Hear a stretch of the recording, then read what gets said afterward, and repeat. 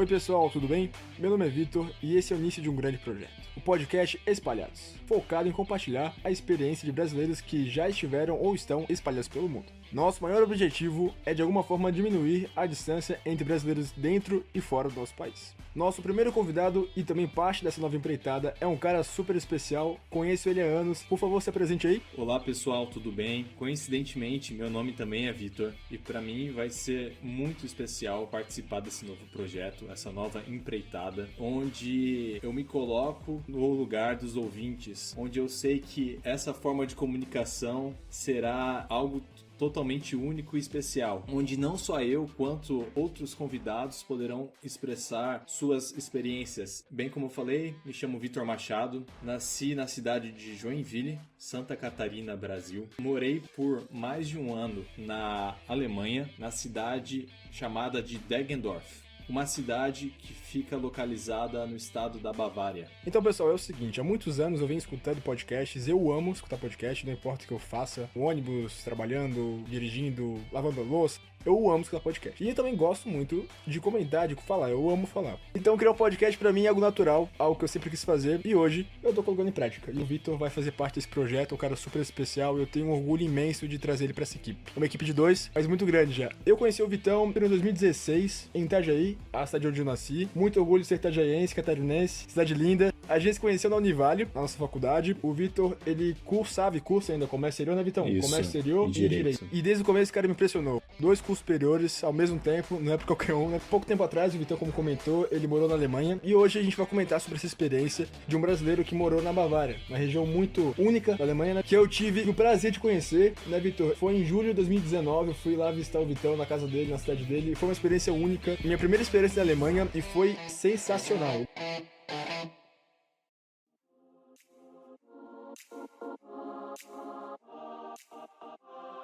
Eu gostaria muito de entender como você se virou com a língua. Você começou a estudar alemão no Brasil, você foi pra Alemanha com 0 de alemão. Como foi isso, cara? Me conta aí, por favor. A língua realmente muito complexa, ainda mais se você escolher morar na Bavária, que tem seu próprio dialeto. Aí sim, aí o buraco é mais embaixo.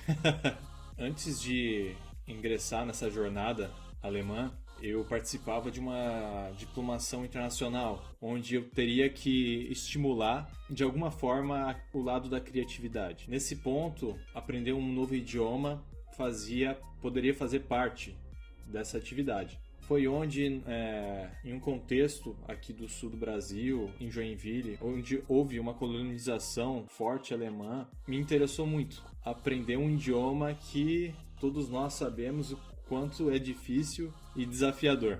Então, antes de embarcar para essa viagem, por 4 anos estive cursando esse idioma em escolas de idiomas, né? Eu creio que foi super válido, uma experiência que agregou bastante na minha chegada, porém essa imersão é um diferencial, eleva a sua experiência para um outro nível. Então, conforme o tempo foi passando, tive muitos amigos que foram para a Alemanha sem nenhum alemão, um desafio ainda maior. Em questão de 6 meses, estudando 2 vezes por semana na universidade, 1h30, bem tranquilo, mas imersos na experiência, eles puderam atingir o mesmo nível que eu me encontrava no Brasil. Interessante, cara, interessante. Eu, por experiência própria, posso muito bem falar sobre isso. Eu moro na Irlanda há 1 ano e meio e eu vim com inglês não muito bom, não muito ruim, ali no meio. Entendo muito bem o que a imersão faz, como ajuda no desenvolvimento do idioma, e sem morar no exterior, as coisas ficam muito mais difíceis. Mas o alemão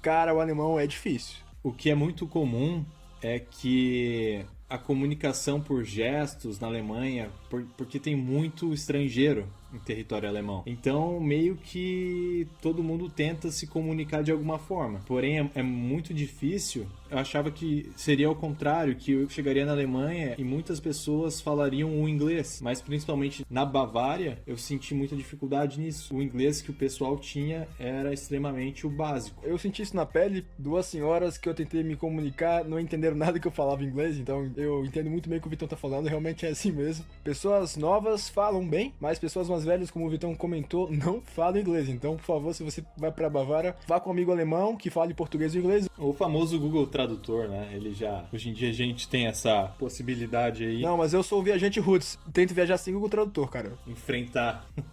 Então, mais especificadamente do idioma, eu passei por uma experiência diferente também do que acontece. Eu continuei a minha graduação de comércio exterior na Alemanha, então eu não parei, eu tive em um contexto universitário e eu tinha a opção de 2 cidades, as 2 da Bavária. Mas a minha cabeça, eu chegaria na Alemanha falando o alemão comum, que é lecionado nas escolas. 2 dias antes do meu embarque, eu recebo um PDF da organização mostrando expressões bávaras. Um PDF de 2 páginas forradas de expressões bávaras. E eu olhei e me perguntei, o que é isso? O único contraste possível que eu encontrei foi a diferença do espanhol normal para o catalão. Então foi bem intenso.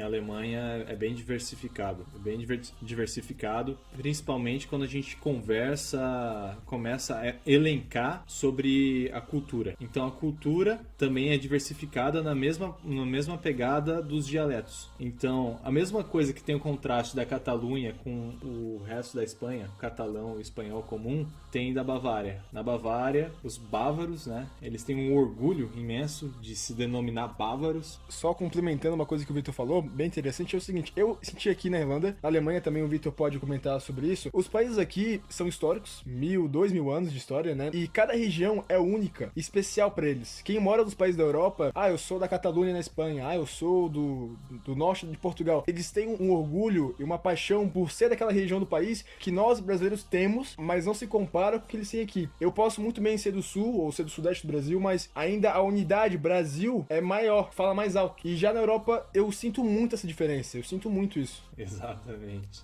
Eles consideram a sua própria cultura, a sua forma de agir, seu dialeto, algo bem acima do restante da Alemanha. Então foi uma experiência bem engraçada e diferente para mim, que nós brasileiros, apesar de termos muitas diferenças culturais de um estado para o outro, nos tratamos praticamente como irmãos de uma nação só.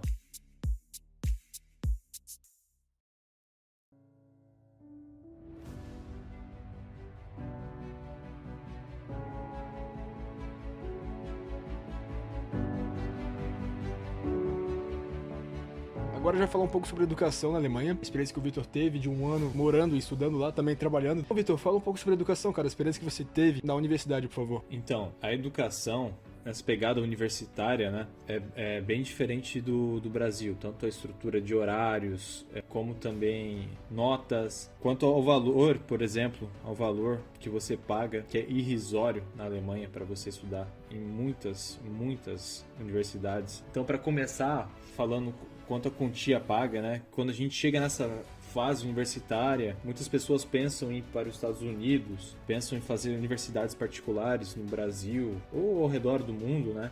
Geralmente é gasto um dinheiro absurdo. E na Alemanha, realmente, é muito barato. É muito barato para você estudar. Quando eu cheguei, normalmente é pago cerca de 70 euros por semestre, certo? Para você se matricular na universidade. E esses aí, praticamente 70 euros, eles são revertidos para um sindicato estudantil. Ele é arrecadado semestralmente e é isso. Essa é a taxa que você tem que pagar.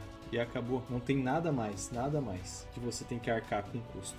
Então, na universidade, a carga horária, por exemplo, foi algo que eu demorei um pouco para me acostumar. Porque, por exemplo, numa terça-feira você tem uma aula das 3 da tarde às 7 horas da noite. E às vezes, apenas 20 dias depois, você ia ter a mesma aula durante o semestre, por um mesmo período. Ou até um período maior, 2 da tarde, 8 da noite.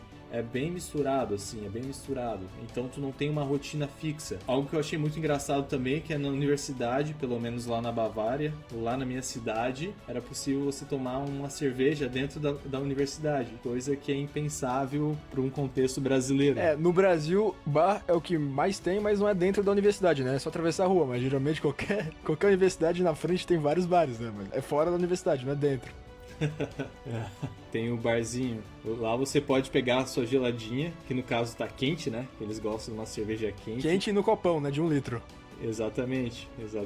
E levar para suas aulas tranquilamente. Você não vai se incomodar em momento algum. Você estava estudando na Univale, né? A universidade onde nós conhecemos, e você foi para a Alemanha através de um intercâmbio, né? De 1 ano, através da sua universidade. Eu gostaria de saber se você sabe se uma pessoa que não começou a faculdade ainda, que tem 18 anos, 9 anos e quer ingressar na faculdade, consegue ir sem estudar no Brasil, diretamente. Isso é possível? Consegue sim. Inclusive essa taxa, esse valor que eu estava comentando, ele é geral, é tanto para uma experiência de intercâmbio, quanto para um universitário que vai ingressar nessa vida estudantil na Alemanha. Para fazer a aplicação para essas universidades, você vai precisar da tradução juramentada de vários documentos, certificados que você tem, tanto do ensino médio quanto do fundamental, diplomações, tudo agrega. E você faz esse processo. É bem tranquilo, você cumprindo as etapas, com calma, você chega lá. Para finalizar essa etapa da educação, muitas pessoas pensam que para ir para a Alemanha estudar tem que falar alemão. E a verdade é que não é necessário, né? É bom você ter uma noção de alemão, mas o curso pode muito bem ser ministrado em inglês, né? Sim. Então, mesmo, olha que diferença, né? Você chega na Alemanha, você tem dificuldade de encontrar uma pessoa que tá ali para falar o inglês com você. Porém, tem um vasto campo de universidades que oferecem as graduações em inglês. Então, isso é um diferencial bacana. O pessoal geralmente procura Estados Unidos, Portugal, né? Ou mesmo a Irlanda, pensando que é mais tranquilo pelo fato do idioma. Porém, na Alemanha é sim possível você realizar seus estudos em inglês. Então, pessoal, se você tem alguma dúvida referente ao seu nível de inglês, se é suficiente para você estudar no exterior, tem que ter B2 ou C1. B2 é como se fosse intermediário e C1 é avançado. São níveis que você conquista ao longo do tempo, mas é super tranquilo, você pode muito bem conseguir. É questão de tempo e dedicação, mas é super tranquilo. Agora eu vou pedir para você, por favor, comentar sobre o alemão como pessoa, por favor, como funciona, como eles vivem, onde se reproduzem, por favor, os alemães. Então, pessoal, lembrando que tudo que a gente está comentando aqui são opiniões pessoais, né, de experiências que eu passei, que eu vivi. Então... E mais importante, pessoas da Bavária, né? Exatamente, do sul da Alemanha, na Bavária. Então, o que acontece? Todo mundo tem uma visão do alemão como um povo frio, um povo meio estranho. É comum você escutar esse tipo de comentário, sabe? Mas desde o primeiro dia que eu cheguei lá como imigrante, eu fui muito bem acolhido, seja pelos alemães mesmo, seja pelos estrangeiros que moram lá. E o alemão, o bávaro em si, ele tem uma pegada que é um pouquinho diferente do restante dos alemães da Alemanha. Então eles têm muitas comemorações, muitos festivais, tudo é motivo para ele tomar uma cervejinha. São muito família. Qualquer coisa é motivo pra beber, então é igual brasileiro. Igual brasileiro, se não mais, hein? Eles brincam até que pra curar ressaca, nada melhor que uma cerveja no sucrilhos no café da manhã. É um povo muito família. Sempre estão com os amigos próximos, especialmente no verão, né? No verão, como eles têm o verão e o inverno muito bem definido, as estações muito bem definidas, quando dá sol, eles não perdem a oportunidade de estar nos parques, se reunir nos famosos beer gardens, onde eles podem, de novo, tomar a cervejinha deles, comer as comidas tradicionais bávaras, alemãs. Na minha opinião, existem 2 tipos de europeu. O europeu no verão e o europeu no inverno. É totalmente diferente, cara. O europeu no inverno é triste, mirradinho, sabe? Cara feia. O europeu no verão, cara, não importa o país que ele esteja morando, é felicidade todo dia, cara. Tem um sol, o pessoal vai na praça, fica pelado na praça, deita na praça, porque o sol é algo raro aqui. O sol é o ouro europeu. Então, essa é a pegada do alemão. Vamos tirar aquela visão errada, entendeu? Que é passada deles. A gente pode ver pelas comemorações, por exemplo, que são típicas lá da Bavária, como a Oktoberfest, que é replicada também aqui em Blumenau, aqui no sul do Brasil, em Santa Catarina, que é uma celebração de todas as cervejarias, de todas as pessoas, é o motivo de se reunir, de celebrar a vida. Isso é replicado em todos os períodos do ano. Então eles têm festivais como Frühlingsfest, eles têm, onde eu morava, tem um rio que se chama Donau, onde é realizado a cada 2 anos também o Donaufest. Então, de novo, é sempre motivo para você juntar a população, as comunidades, fazer o que é mais importante, né? Que é celebrar a vida entre as pessoas. Então, eu fui pra Alemanha em julho de 2019, bem no verão, e minha experiência foi sensacional. Eu fui num festival, né, Vitor? Qual é o nome do festival, por favor? Esqueci o nome do festival que a gente foi. É o que eu tinha comentado ali antes, é o Donaufest, do Festival do Rio. Eu fiquei abismado com a felicidade e a alegria das pessoas lá, cara. Eu fiquei realmente, foi a festa mais família que eu vi na minha vida. Até hoje eu me senti muito em casa, me senti muito bem, sabe? Era um clima muito bom, muito seguro, muito agradável de estar lá. Pra mim, aquela cena, cara, do Rio, sabe? Aquele clima gostoso, sabe? Aquele calor, aquela cerveja. Foi uma experiência muito legal. Todo o cantinho, igreja, rua, rio, pra mim era lindo, cara. Era lindo, assim. Eu fiquei muito feliz por ter ido lá. Então, os alemães também têm o que é muito comum você ver espalhados pelas praças, tomando cafés, tomando um sorvete, seja qual for o motivo para eles estarem em contato com outras pessoas. Especialmente, como tu tinha comentado, Vitor, de aproveitar o verão, né? O sol, que é um artigo de luxo.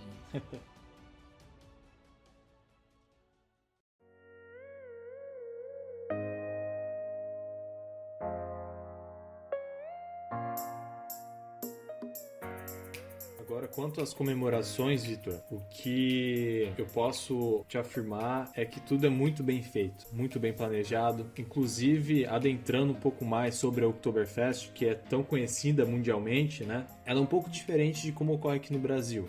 Ou seja, são várias tendas. Se você vai no local, são vários pavilhões, né? Vários pavilhões. Em que cada um desses pavilhões, quem faz a gestão é uma cervejaria diferente. E todo ano tem competições, né? Do quem tem a decoração, a melhor decoração, as melhores bandas tocando.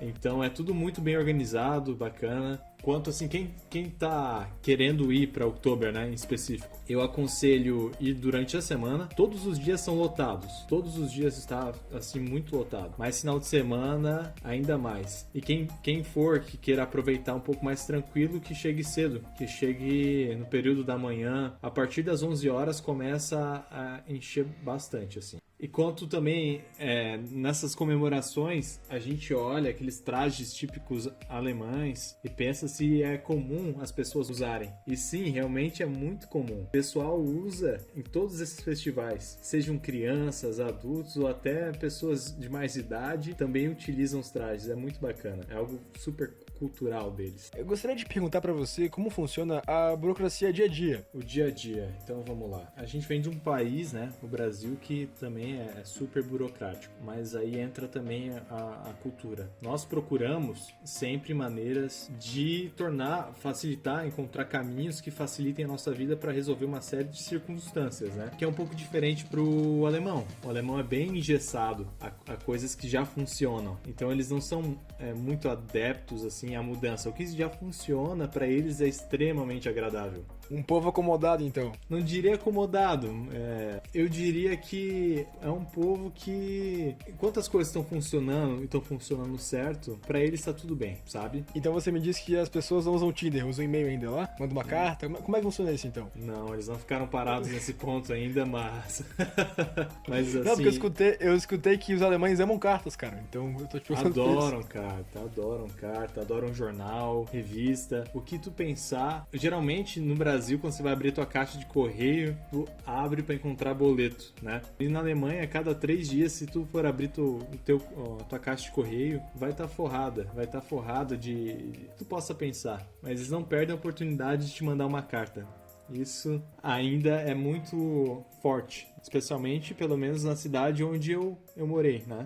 Também, a hora que você chegar lá, é super interessante você abrir uma conta bancária. O processo também não é muito complicado. Você chega lá, todo mundo vai te orientar, vai te passar os procedimentos. Não precisa ficar assustado quanto a isso, mas é uma recomendação. Assim que você chegar lá, você foi para morar, quanto antes, vá atrás da questão bancária. Porque, novamente, essa questão das cartas, o banco também utiliza desse fator, dessa funcionalidade alemã. Eu, inclusive, até depois posso contar uma experiência, digamos assim, um perrengue que eu passei envolvendo essa burocracia, essa abertura de conta na Alemanha. Pode deixar que nós teremos uma sessão perrengues, tá? Sessão super importante. Todos os episódios serão uma sessão perrengue no final do episódio, tá bom? Acho super interessante a gente comentar sobre os perrengues, porque viver no exterior sem perrengue não é viver no exterior. Exatamente. São desafios diários.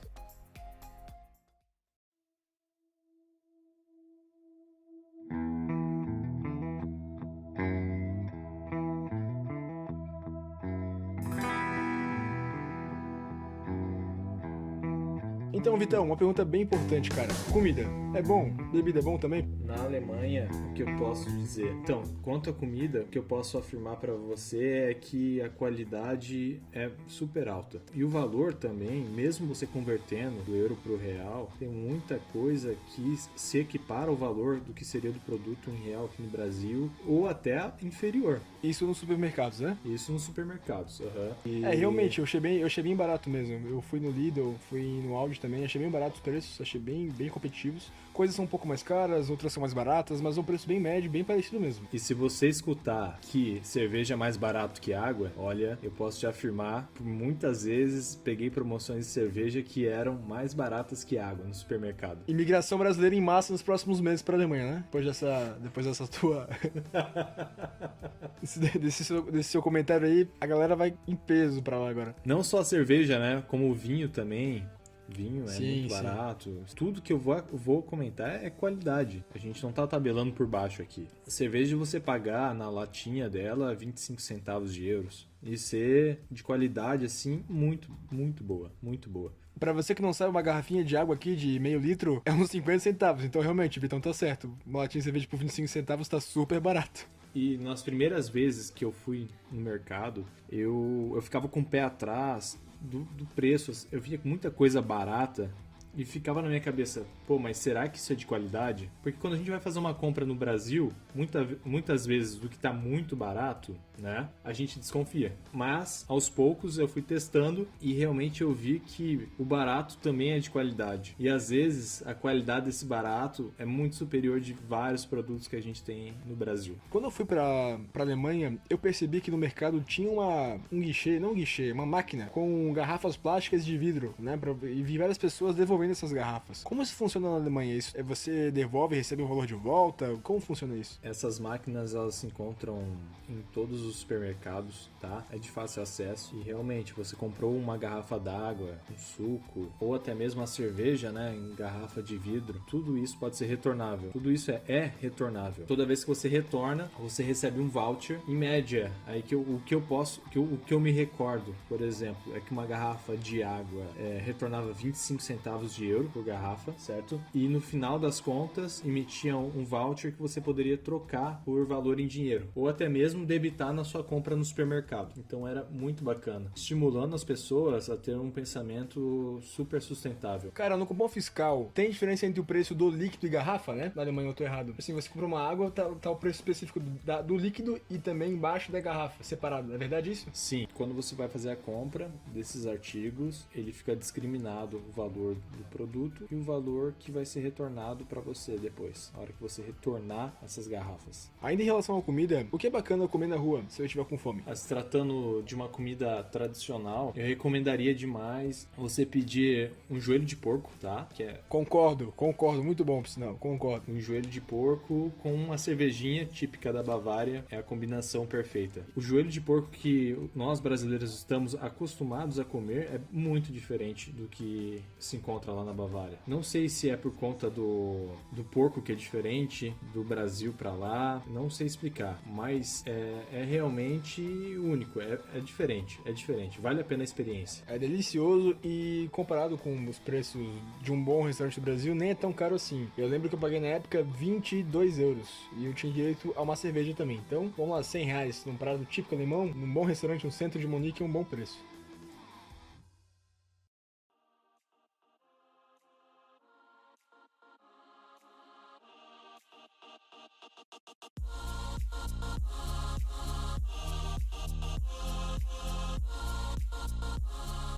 Então, agora vamos comentar sobre a saúde. Por favor, Vitão, me fala sobre a saúde, a sua experiência, como foi, se você precisou da saúde pública alemã, se você tinha plano de saúde, por favor. Então, um dos pré-requisitos para você tirar o visto lá na Alemanha é você se associar a um seguro de saúde. Esse seguro de saúde vai cobrir tudo. Ele cobre tudo que tu possa imaginar. Seja dental, seja até um psicólogo, por exemplo. Ele cobre tudo. Eu pagava cerca de 80 euros mensais, tá? Mas qualquer coisa que eu precisasse, eu era atendido de uma forma excelente, rápida e eficaz. Vale muito a pena, até se você for viajar, que você vai para a Alemanha e faz um seguro viagem, é essencial, porque como eles, por tradição, todo mundo tem um seguro de saúde, se você precisar em alguma emergência ser atendido em um ambiente hospitalar, o valor que você vai gastar é absurdo, assim, é muito alto.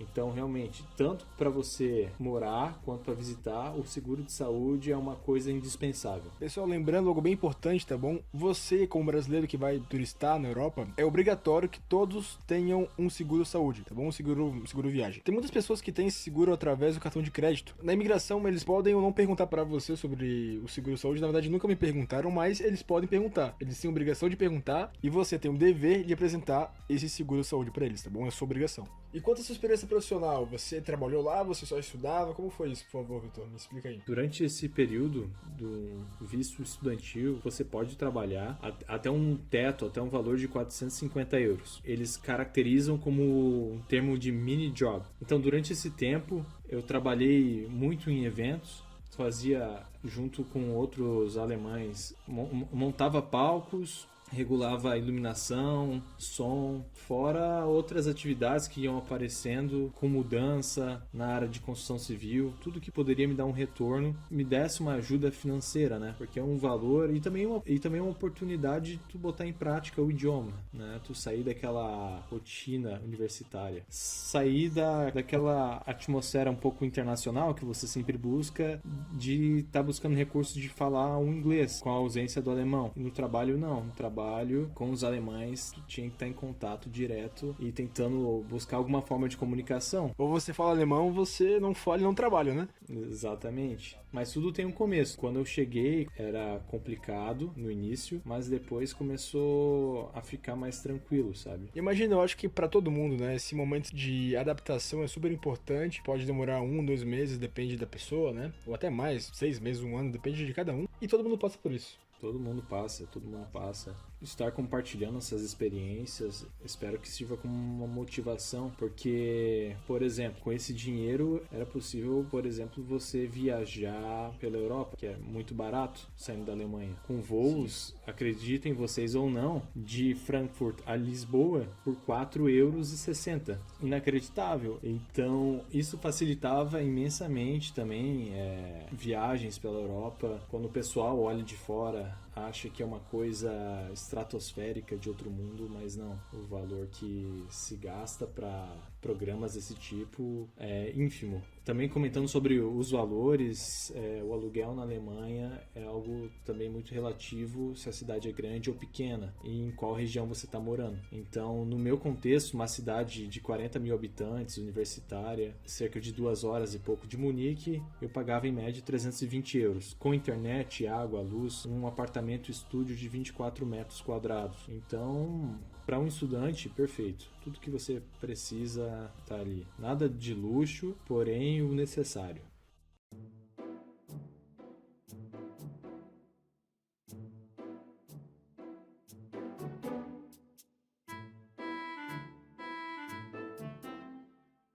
Estamos nos encaminhando para o final do podcast e agora é a parte mais importante, não mais importante, mas na minha opinião é a parte mais interessante do podcast, que é perguntar para você quais foram os seus maiores perrengues. O que me marcou foram 2 perrengues. O primeiro é a questão dos trens, que eu fui descobrir que os trens se dividiam no meio do trajeto e às vezes inesperadamente. Então os recados dentro do trem são todos passados em alemão. por eles falarem apenas em alemão dentro do trem, e eu nunca imaginava que o trem poderia se dividir do nada, sem algum aviso prévio, sem mostrar em um aplicativo, alguma coisa que aparecesse, mas sim, ele se divide, e além de se dividir, os horários são rigorosos, assim. É comum se atrasar, não pense que essa metodologia alemã de ser tudo no tempo funciona, que é assim, eles só têm orgulho de falar que é assim, mas é normal, muito normal, tanto o ônibus quanto o trem se atrasar, e às vezes um atraso que um trem comete, você perde uma conexão, e os horários são muito restritos, então eu já passei alguns perrengues quanto à locomoção, e relembrando o que eu tinha comentado do banco, o que aconteceu foi que eu fui criar minha conta bancária, eles enviavam o meu cartão por carta e depois uma senha em outra carta, após 2 semanas. O meu cartão chegou, porém minha senha não chegou. Eu esperei com o cartão na mão 3 semanas, 4 semanas, 5 semanas e nada do cartão aparecer. Perdão, a senha do cartão não chegava de jeito nenhum. Então eu fui ao banco para ver o que estava acontecendo. Levei minha documentação, levei o cartão, falei, vou pedir uma senha, altero a senha do cartão, tá tudo resolvido, né? Facilidade, o jeito brasileiro de ser. Vamos resolver. Chegando lá, a moça fala que a carta foi enviada, mas eu não tinha recebido. Eu tentando me comunicar que não tinha recebido essa carta com a senha e pedi uma nova senha. E ela falou, não, vou emitir uma nova senha para você. Aí eu agradeci, achando que ela ia emitir uma nova senha. Eu tava com uma documentação, tava presencialmente lá, né? E que tudo fosse resolvido na hora. E ela falou, você vai ter que pagar uma taxa de 5 euros e a senha vai ser mandada por correio novamente. Em 2 semanas você vai receber a sua senha. Aí o desespero bateu, precisando do banco, né? Precisando resolver minha vida e eu tinha que ficar à espera da bendita da carta. No Brasil não sempre, mas geralmente quando você vai até a agência, você resolve o problema, né? Você tem que... Exatamente, resolve o que der lá na agência. Você está com a tua documentação, você está presente, né? Após 1 semana e meia, esperando ansiosamente, a carta chega com a senha, mas não só essa segunda carta, como as 2 cartas com a senha chegam ao mesmo tempo. E, para minha surpresa, a senha que estava funcionando foi da primeira carta. Mesmo com a alteração e com o meu pagamento, a senha que funcionou para mudança foi da primeira carta, que por sorte foi recebida. Final feliz, que bom. Final feliz. Eu acho que foram essas 2 situações que eram marcantes, assim.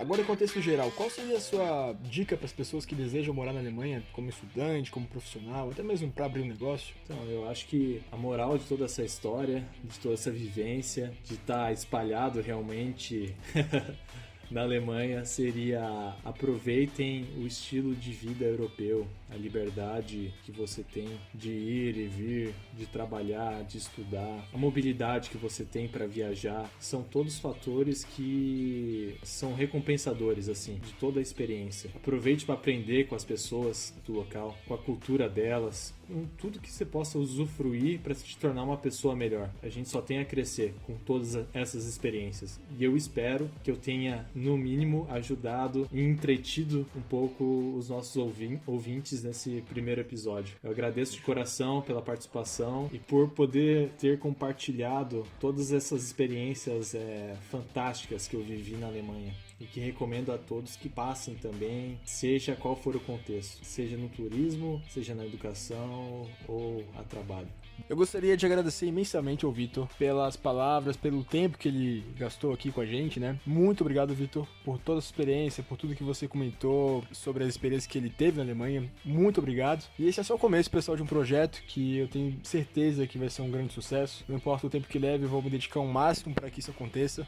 Se você tem alguma curiosidade, dúvida ou feedback, você pode estar nos contactando por e-mail, contato@gmail.com ou através do direct no nosso Instagram, podcast Espalhados. Fechou? Muito obrigado e até o próximo podcast. Tchau, pessoal. Tchau, pessoal.